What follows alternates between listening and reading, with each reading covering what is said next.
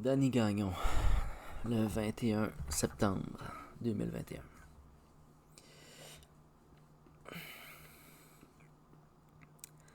La nécromancie blanche. J'ai un rapport difficile avec le monde dans lequel on vit, dans la structure même de sa conception, dans une grande partie de son intégralité.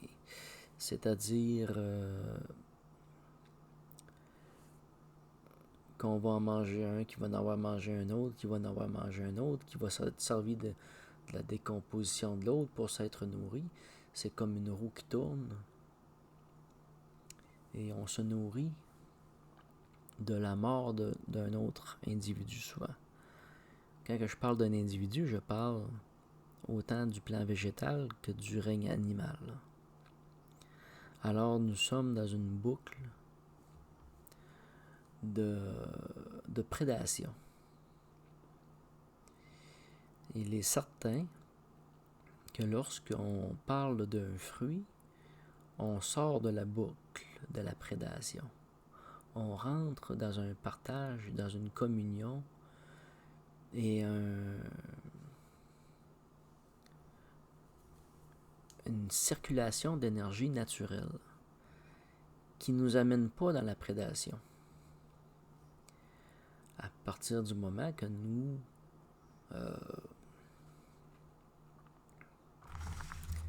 comment je peux dire ça, dispersons les graines et semons. Semer et cueillir et redonner à la terre. Parce que cette nature-là, qui est dans un cycle de perpétuelle prédation, est aussi un partage d'une grande générosité, d'un partage inconditionnel. C'est un partage qui n'attend pas en retour, qui demande le respect. Et par respect, si on regarde les renards ou tout autre animal, ce qu'ils vont faire, c'est qu'ils vont déféquer sur les lieux de leur propre consommation. Où ce qu'ils vont s'être nourris, ils vont laisser leur fiente ou leurs urines. Ils vont soit marquer leur territoire ou imposer ou laisser ou redonner où ils prennent. Et c'est un partage. Donc, avec l'arbre, il n'a pas été coupé. L'arbre a même été entretenu. L'arbre a été engraissé par les fientes, par le guano des oiseaux. T'sais? Puis, c'est une circulation d'énergie libre qui est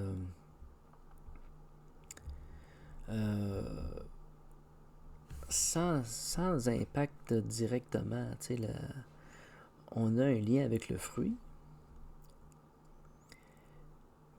La relation demeure quand même avec le pommier. Je vais amener une comparaison différente. Là. Je vais aller du côté, mettons, que je serais un ogre. L'ogre, du jour au lendemain, va changer son régime. Il va choisir de manger autre chose que de la chair, dans le sens que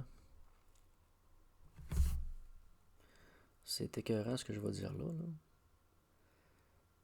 Mais il va préférer manger des fœtus, des veaux, des enfants, des jeunes. Lorsqu'on est des consommateurs de chair, jusqu'où va la consommation de la chair et sa finesse?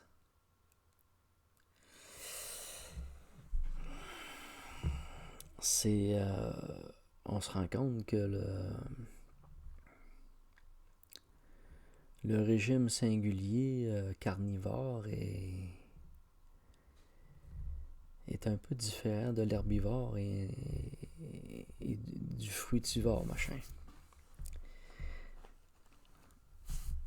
Parce que j'ai lu dans un livre des phrases super intéressantes,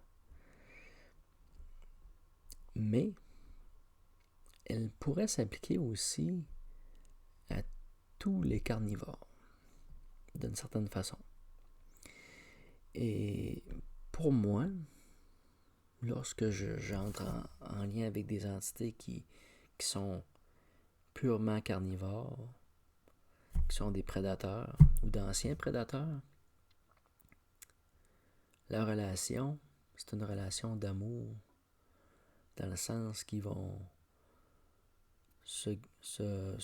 pas se goinfrer, mais ils vont se nourrir, puis ils vont se délecter de la chair.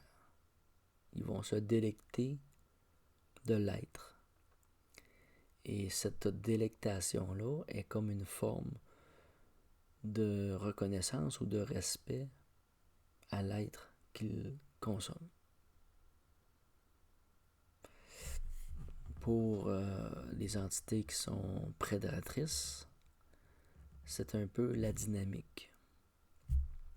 C'est sûr qu'il y a des prédateurs qui sont simplement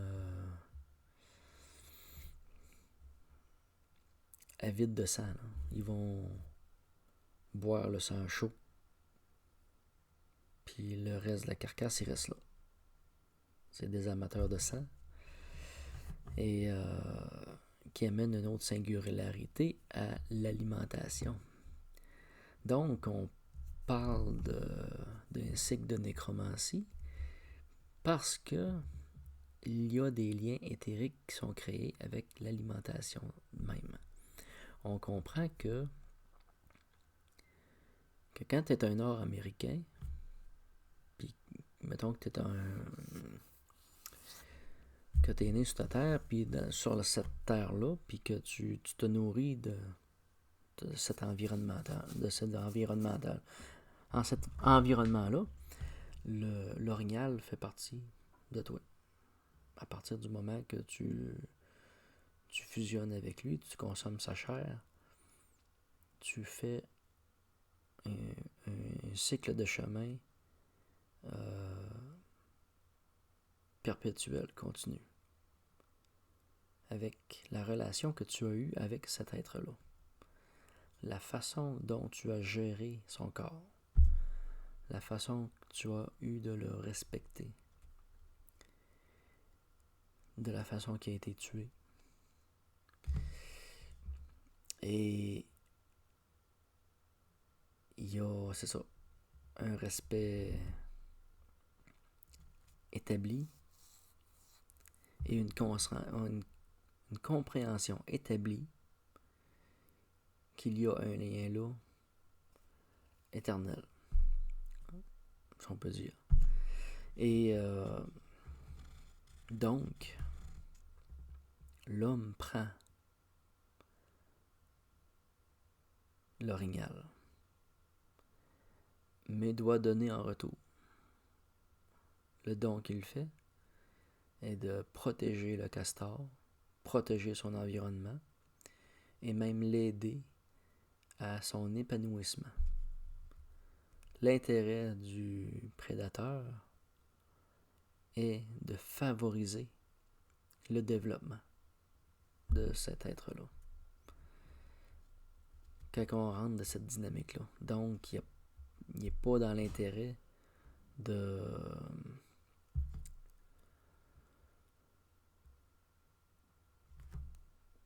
anéantir le cheptel,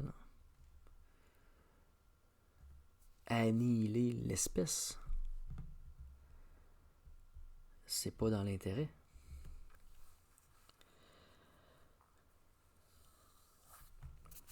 Les entités ou les êtres qui font cette pratique, sur un point de vue respectueux, le font avec le respect de la suite, de la descendance et de la continuité. Il y a des prédateurs, on peut parler du coyote, on peut parler de certains animaux qui vont simplement tuer pour le goût du sang et de tuer simplement. Puis ils vont laisser les carcasses là, ils vont faire un carnage, s'ils vont tomber d'un poulailler ou dans d'autres endroits, ils vont vider l'espace de tout ce qui bouge.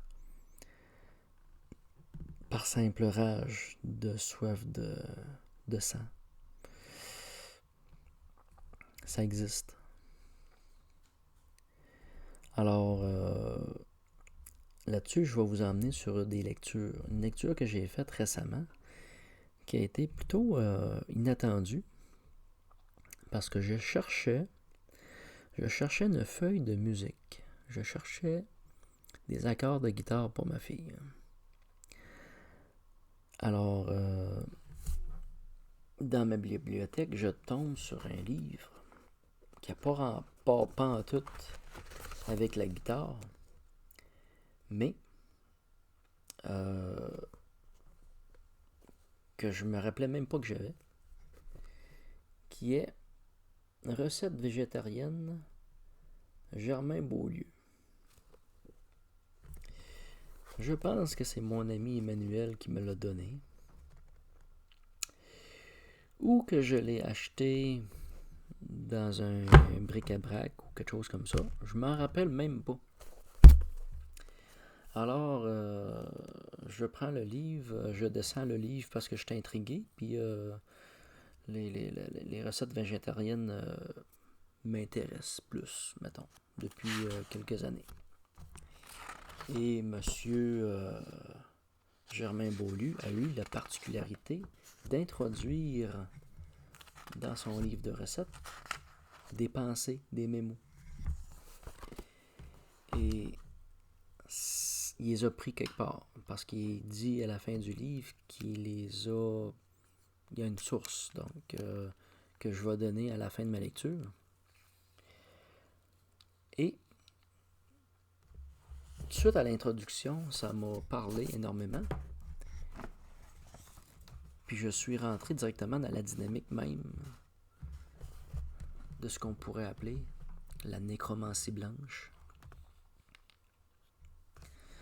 Alors, l'état dans lequel on prend la première bouchée est extrêmement importante. Il faut donc se préparer à le faire dans le meilleur état possible, parce que c'est cette première bouchée qui déclenche intérieurement tous les rouages. Si vous commencez à manger dans un état harmonieux, tout le reste se fera harmonieusement. Très intéressant. Ça commence bien. La nutrition est l'action la plus importante dans notre existence, car elle nous apporte la vie. Mais quelle vie? Celle, bien souvent, d'un être ordinaire. Si l'on savait percer le secret de la nutrition, on découvrirait que nous sommes les plus grands alchimistes, les plus grands mages et les plus grands créateurs. Par la nutrition, nous pouvons éveiller notre conscience et savoir que par notre pensée, en préparant les aliments, on peut introduire ce que notre corps a besoin pour vivre. En magnétisant chaque fruit, chaque légume, de particules d'amour, de joie et de lumière, nous donnons la principale nourriture dont nos cellules ont besoin.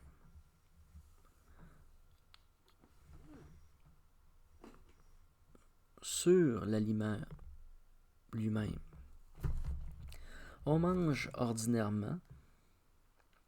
Nous nourrissons le côté le plus grossier de notre être, Mais si par notre conscience éveillée nous captons le côté éthérique de la nourriture, nous aurons à ce moment-là des forces immenses pour accomplir, dans la sérénité, les travaux les plus complexes, les études les plus difficiles.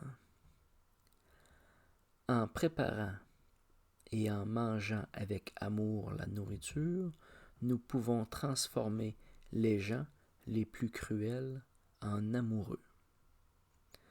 Savoir ce secret transformera vos vies et toutes celles qui vous entourent. Deuxième page. Troisième page, préparation des repas. Soyez conscient qu'à chaque repas que vous préparez, ce sera une cérémonie magique. Donnez un but à votre travail et faites par votre pensée le plus beau des travaux. Semez par vos mains, baguette magique, la joie, l'amour et la vie. Faites ce travail régulièrement et le changement s'opérera en vous et autour de vous. La musique et le chant joueront un grand rôle dans la préparation des aliments. Ils apporteront au travail une dimension allégée et saine, car ils organiseront la pensée, les sentiments et les actes de ceux qui prépareront le repas. Entourez-vous de belles couleurs. Le rose est idéal pour une cuisine. Il apaise et donne beaucoup de tendresse. J'aime le rose, ça fait que c'est correct.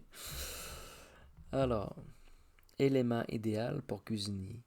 Et faites que vos plats soient une joie pour les yeux.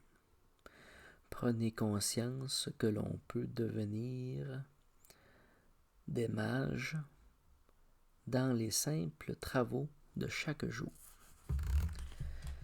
C'est assez extraordinaire de commencer un livre de recettes de cette façon.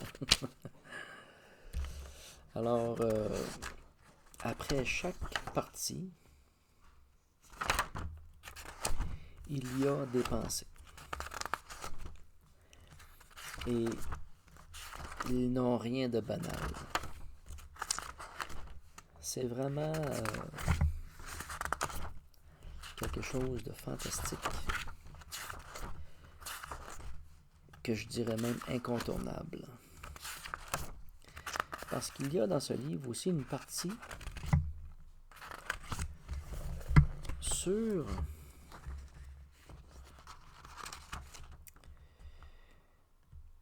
les propriétés magiques des aliments. Il finit le livre de recettes comme ça.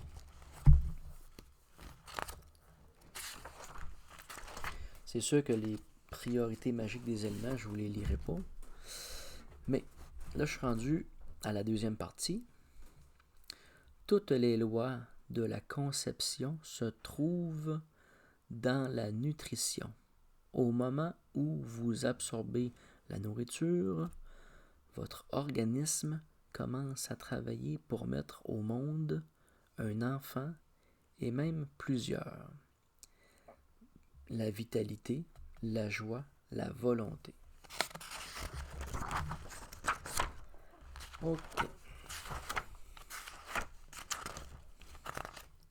J'aurais quasiment dû me mettre des post-it. Maintenant, troisième partie.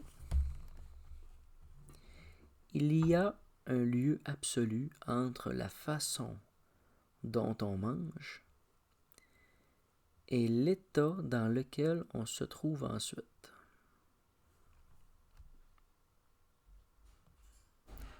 Je me répète. Il y a un lieu absolu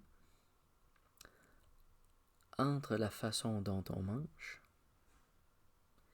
et l'état dans lequel on se retrouve ensuite. La façon dont on mange.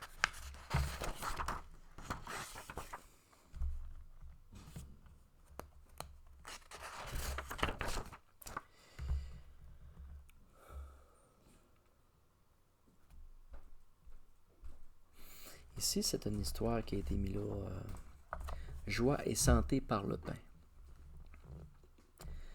Jadis, dans l'Inde antique, existait un roi du nom de Ram. Ce roi était considéré par son peuple comme un grand initié. Son enseignement était d'une sagesse remarquable.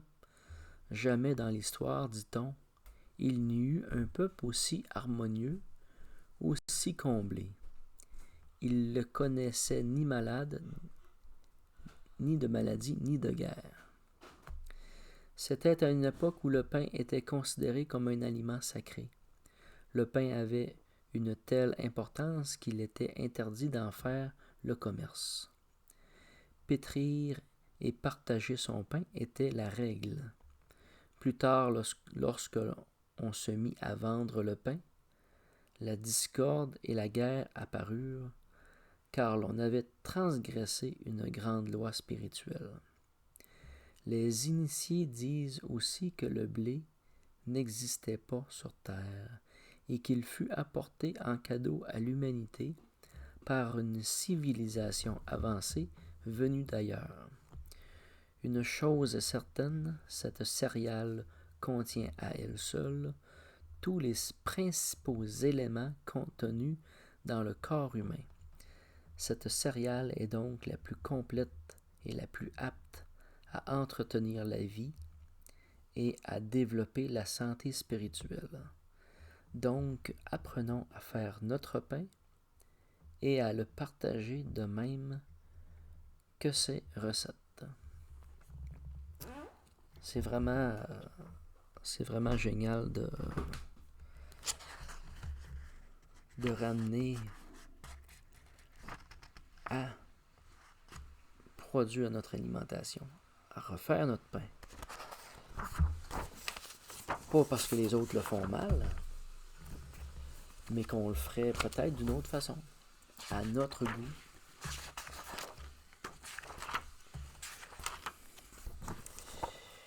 Quatrième partie. La nourriture est remplie de force, de particules qui ne viennent pas seulement de la Terre, mais du cosmos tout entier. Et ce sont ces éléments venus du cosmos qui se sont matérialisés sur la Terre sous forme de fleurs, de légumes et de fruits. C'est fantastique. Quand j'entaille les érables au printemps, ce que je regarde, c'est le ciel. Je regarde la part de ciel que l'arbre occupe. Ce que je entaille, c'est la part de ciel. Alors, il y a souvent un érable.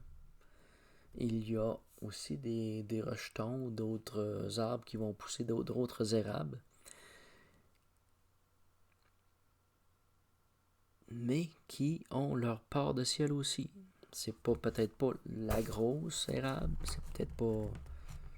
Mais elle occupe une part de ciel et elle est vivante. Dans cette part de ciel, chaque être vivant, chaque végétaux occupe une part de ciel. Maintenant, je continue parce que c'est un incontournable. Et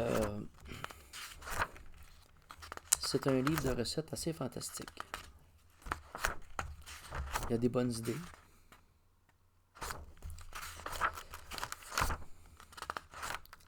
Je vous dirai pas tout ce qui en fait partie. Puis c'est un livre qui n'a pas été fait hier. Si je ne me trompe pas, il a été publié en 1995. Il y a quand même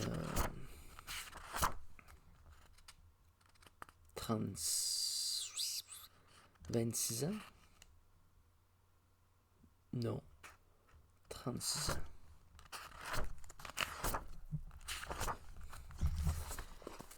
Partie 5. Ça vaut la peine de laisser tout de côté et manger dans la paix, avec amour, car on se trouve ensuite dans un tel état de lucidité et de vie intense qu'au lieu de perdre des heures à trouver des solutions ou à arranger les choses, on le fera en quelques minutes. Puis c'est une grande vérité. C'est vraiment une très grande vérité. Alors, le lien magique de l'alimentation, même si on parle de réduire des graines en poussière pour en faire de la farine, il y a un lien magique.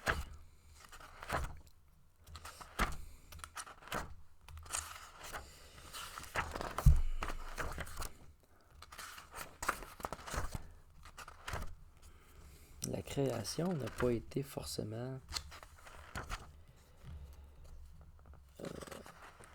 toujours en ce sens. Je crois que la création s'est elle-même raffinée.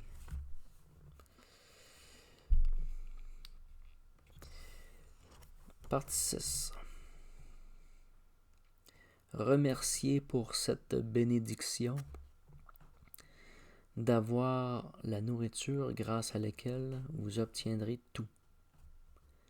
La vie, la santé, la compréhension, la joie.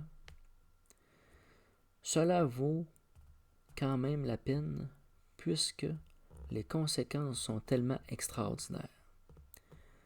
Comment un simple repas, des légumes, des fruits, qui sont des matières inanimées, peuvent-ils nous donner des richesses pareilles et nous rendre capables de marcher, de parler, de lire, de chanter, de pleurer, de crier? C'est inouï. Et on arrive dans les propriétés magiques des aliments.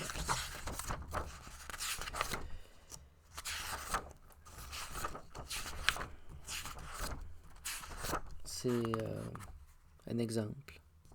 Le tournesol.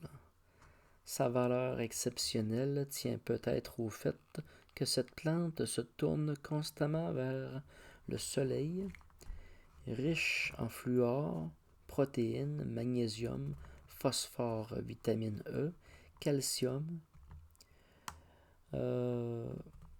Donc, une demi-tasse par jour devrait suffire pour un régime végétarien normal en toute saison. C'est le genre de choses qui est amené, suggéré comme lecture. Les algues, excellent apport de sels minéraux, différentes sortes, nourries, feuilles minces à faire griller quelques instants au-dessus d'un élément. Tvarek, Hiziki, Wakame, Kombu, Dulce, on la retrouve en poudre, peuvent être ajoutés à la majorité des plats principaux. Utilisation sauf pour la nourrir trempée dans l'eau 15 minutes. J'avoue que celle-là, il n'y a pas grand rapport à la magie. Ici, il y a quelque chose d'intéressant. Par contre, la respiration. Le plus grand secret lorsque vous mangez bien et que vous pensez à la nourriture en mâchant, c'est d'inspirer profondément. C'est ce qui est le plus merveilleux au point de vue spirituel. L'air inspiré est là comme un catalyseur qui permet de fixer les éléments dans l'être, de les souder à lui. Cette inspiration apporte un apaisement, une détente dans le système nerveux. La seule pensée consciente qui se concentre sur la nourriture est capable de l'ouvrir et de capter toute l'énergie qu'elle contient. La mastication. Mastiquer est plus important que d'avaler les aliments. On ignore ce qu'est la bouche. Elle est un véritable estomac. C'est en elle que s'accomplissent les processus chimiques les plus subtils. C'est dans la bouche que l'organisme extrait la partie éthérique de la nourriture. Ceux qui mâchent longtemps et bien ont d'autres forces plus spirituelles. Le chant, l'air, le yoga, la terre, la rosée, le thym, le soleil, le silence, le seigle. C'est assez varié. Le pain, la laitue, les oignons, carottes, céleri, choux, eau magnétisée, eau chaude, concombre, citrouille, ail, amande, avoine, basilic, blé, une céréale solaire qui est passée par Vénus. C'est la céréale des peuples évolutifs. Cette céréale, d'entre toutes, contient les 16 éléments qui composent notre organisme. S'habituer à en manger régulièrement, alors notre corps n'aura aucune carence. Le blé aide à la concentration. Il donne aussi beaucoup de dynamisme. De tous les aliments, le blé est le plus riche. Le blé possède des éléments spéciaux qui poussent ceux qui le mangent vers le calme, la joie et la sagesse. Le blé rend meilleur. En mangeant du blé, notre digestion sera améliorée et le foie et le plexus solaire seront guéris. Le blé est vivant. C'est vraiment magnifique. Plus que moi avec mes lunettes. Ça fait partie de mon charme. Bon, alors, est-ce qu'il y a d'autres choses intéressantes? C'est vraiment fantastique. Et la référence. La référence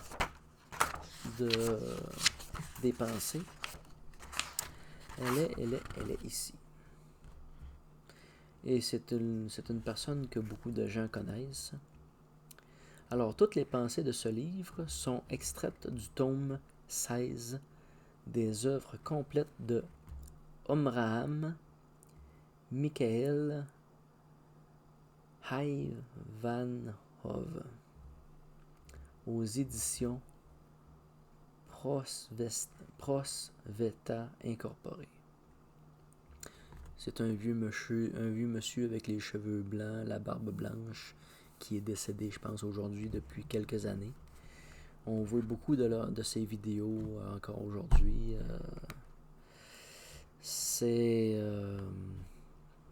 un grand maître, grand penseur.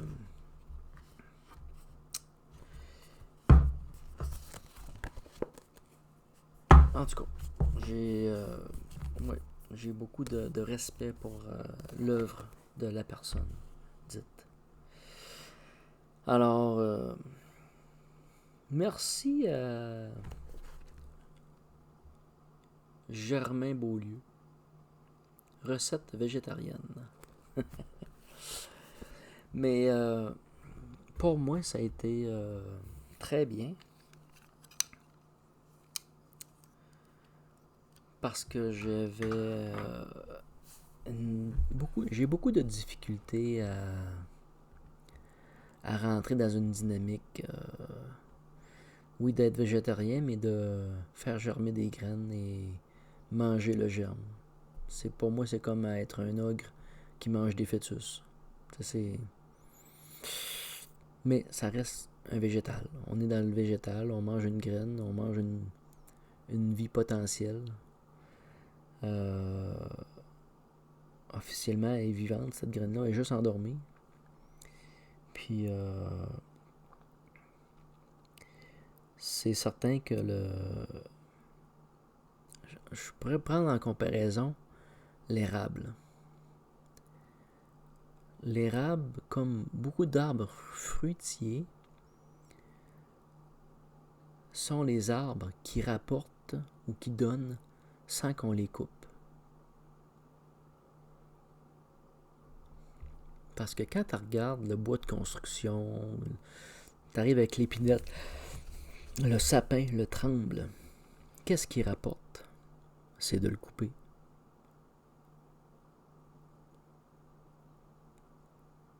À partir du moment que tu l'as coupé, tu vas retirer la richesse du bois. Tu vas retirer l'âme même du bois, de la forêt. Tu vas retirer l'âme de la forêt qui sont ses habitants, tu sais, et de toute la vie qu'ils amènent, qu'ils entretiennent. Et je prends exemple aussi un événement que j'ai vécu il y a quand même un certain nombre d'années. C'est d'arriver dans une forêt, dans un lieu que je m'étais fait une espèce de feu de camp, là. Et il y avait une très grande talle d'érable à épis. Et à la floraison de l'érable à épis, ça attire beaucoup d'insectes et d'oiseaux-mouches, d'oiseaux-mouches, des colibris. Et c'est vraiment fantastique. À ce moment-là, ce que j'ai observé, c'est une colonie immense de papillons. Ça ressemble aux monarques, mais ils sont jaunes. Et c'était un moment de magie extraordinaire. Il y avait des centaines de papillons, puis ils venaient butiner les fleurs d'érable à épis. Ça a été un moment magique, fantastique. C'est une forme de nourriture, c'est une forme de lien magique indéfini, indéfinissable, de simplement observer et d'être présent à cet instant.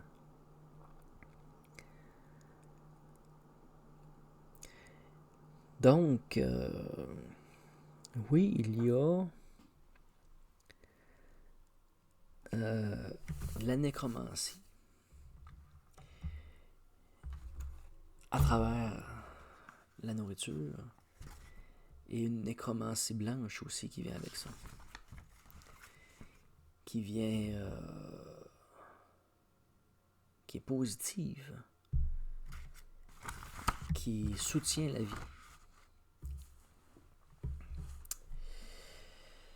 OK. Dans la même lignée de pensée de la nécromancie blanche, parce qu'on va parler j'ai parlé des sépultures tantôt dans mon autre vidéo, mais la résurrection est une nécromancie pure.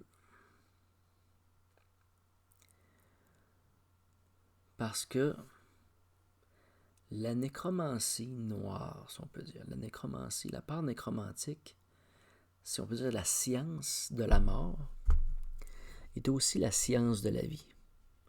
Alors, la science de la mort, ce qu'elle fait, elle nous enseigne aussi la vie. Elle nous enseigne son contraire. Fait que quand on est pogné avec des entités ou avec des êtres qui sont pris, qui sont prisonniers dans des liens ou dans des choses qui ont été créées, qui les ont amenés là, il nous enseigne la nécromancie obscure, mais il nous enseigne aussi son opposé. Et la pratique véritable. Et là est la richesse cachée. Je dis pas qu'il faut aller vers l'obscurité ou la nécromancie noire. Je lui dis juste qu'il faut plutôt la pourfendre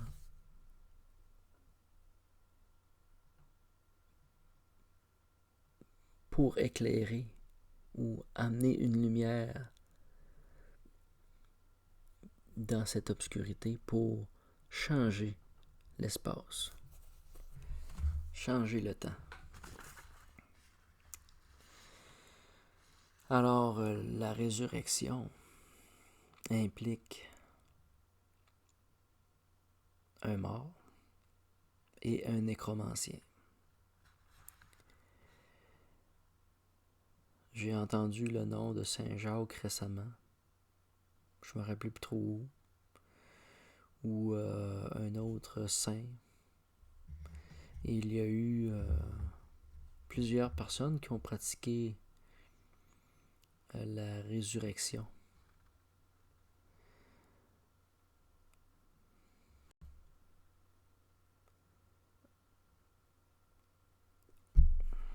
Comment je pourrais dire ça?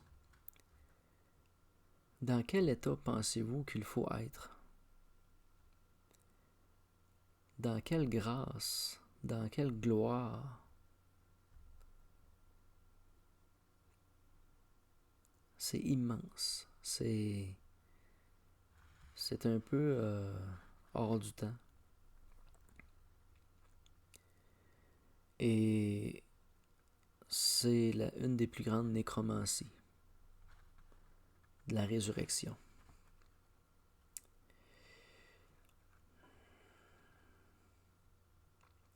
Alors, la nécromancie blanche dans l'alimentation. Aussi dans le langage du cœur et dans le chant.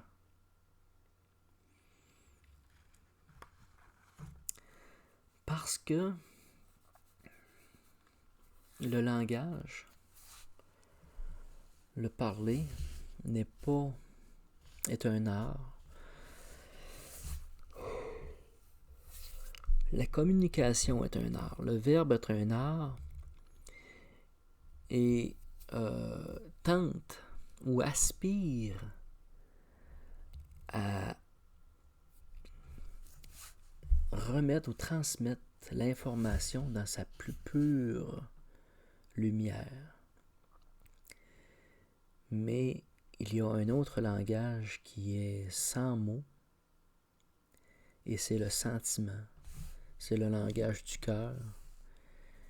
Et la communication par le sentiment est une magie blanche, est un lien que je considère être dans la nécromancie blanche parce que c'est elle qui nous permet de communiquer avec les morts, de communiquer avec les entités dans la dimension parallèle et au-delà. C'est une science subtile du ressenti.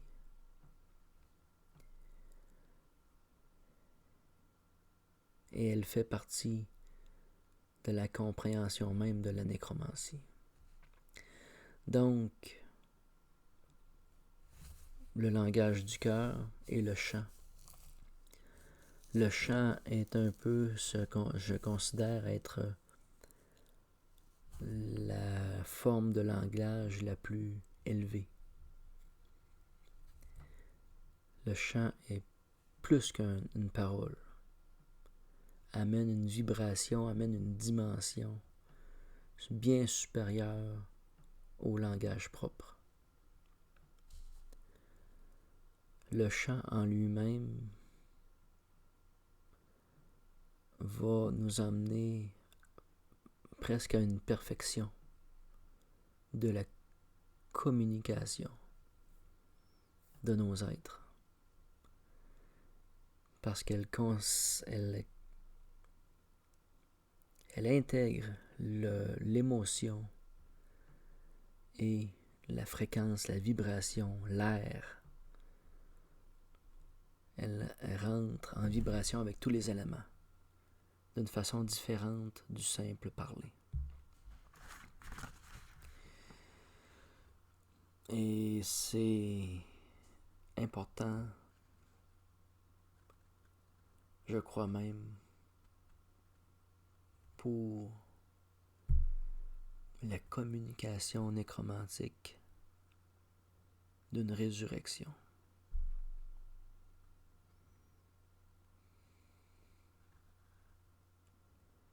Il n'y a pas de nécromancie sans communication.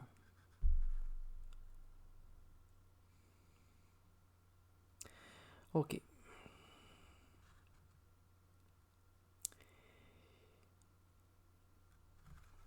Il y a une autre forme de nécromancie blanche dans laquelle est intégrée la prophétie.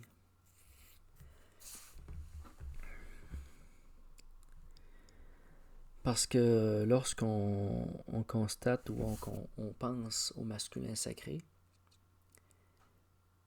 au soleil noir, au soleil blanc, et à son opposé, le soleil noir, on comprend la dynamique opposée un de l'autre. Mais dans la nécromancie, c'est la même chose au niveau de la prophétie. Parce qu'on vient projeter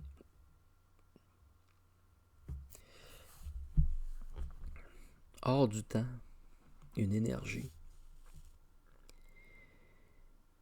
vivante et qui peut devenir une stimulation à la vie dans le temps. Au même titre que la prophétie obscure, inversée. Il y a la prophétie de lumière, lumineuse, il y a la prophétie obscure aussi. Parce que c'est une forme de magie.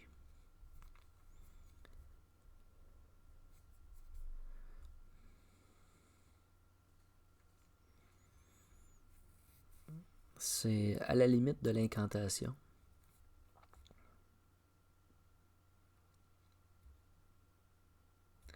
Parce que l'incantation amène une dimension, ou plutôt rouvre une dimension.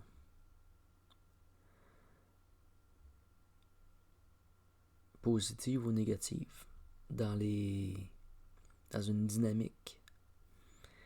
Et au niveau de la prophétie, c'est la même chose. La dynamique du soleil noir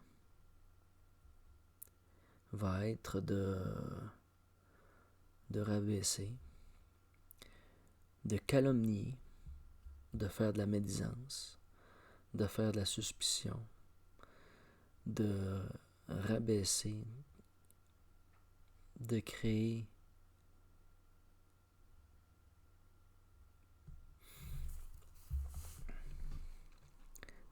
la chute, de précipiter la chute.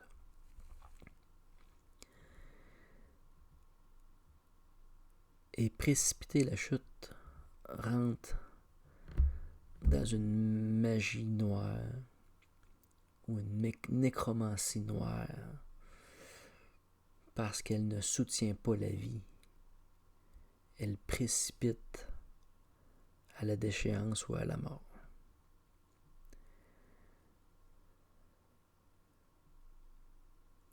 On va parler des nécromancies comme une forme d'influence.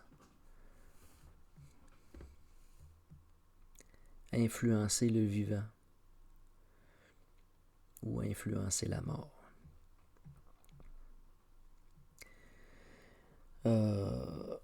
Après ça,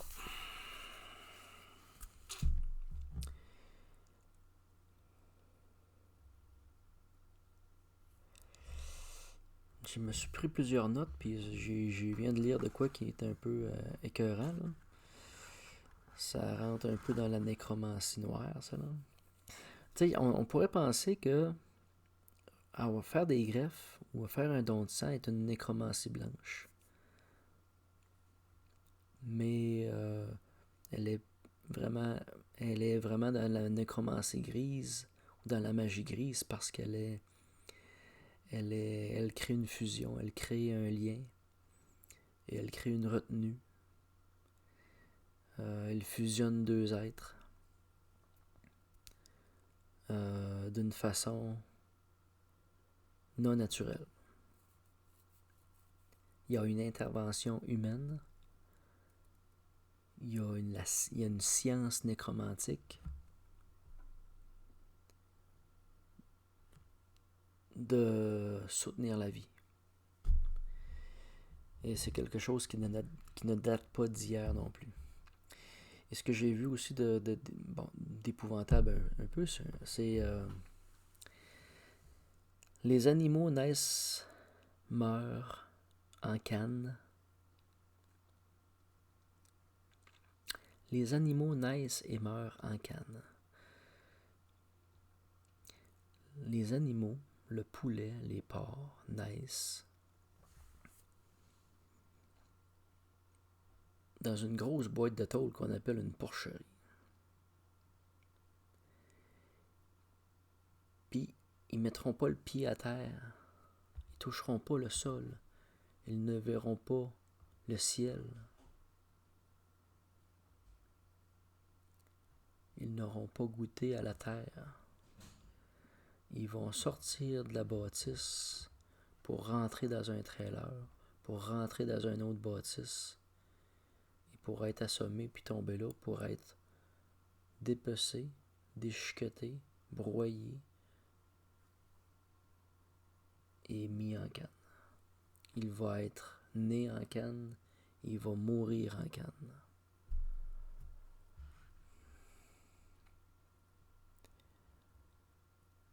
C'est une horreur sans nom. On est loin de la nécromancie blanche. Mais ça faisait partie de mes notes, puis ça m'a un peu surpris. C'est tellement à l'encontre de ce que j'ai pu lire tantôt que ça en est choquant. Alors, je vous remercie de m'avoir écouté. Et je vais me diriger vers aussi la nécromancie grise et nécromancie noire pour la prochaine. Merci, bye bye.